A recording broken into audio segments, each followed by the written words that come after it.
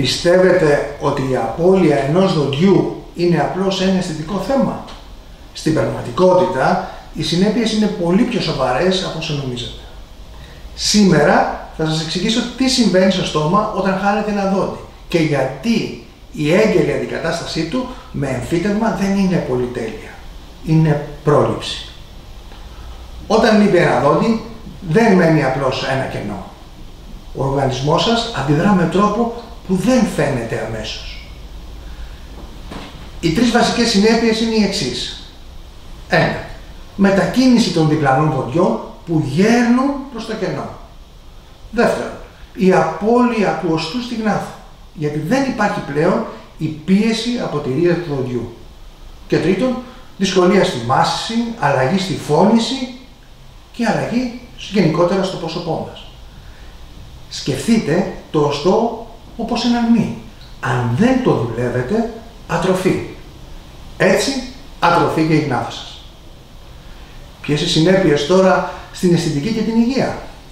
Το πρόσωπο αλλάζει σιγά σιγά μορφή, βυθίζεται. Τα διπλανά δόντια καταπονούνται και φθύρονται. Και τελικά, δυσκολεύεστε να φάτε, να μιλήσετε και να χαμογελάσετε όπως πριν.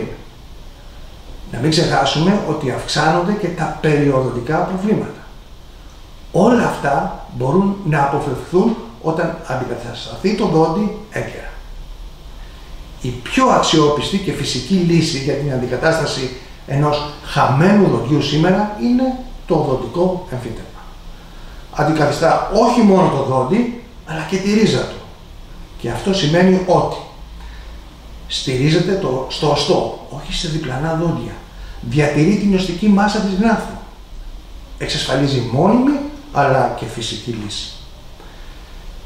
Το εμφύτευμα είναι επένδυση, όχι μόνο για το χαμόγελο, αλλά και για τη γενικότερη υγεία του στόματός σας.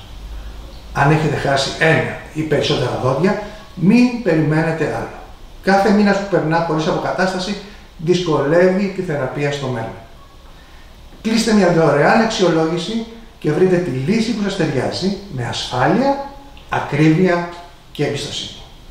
Είμαι ο χειρουργός οδοντίατρος Καραμίτσος Δημήτρης από το City Dental Center.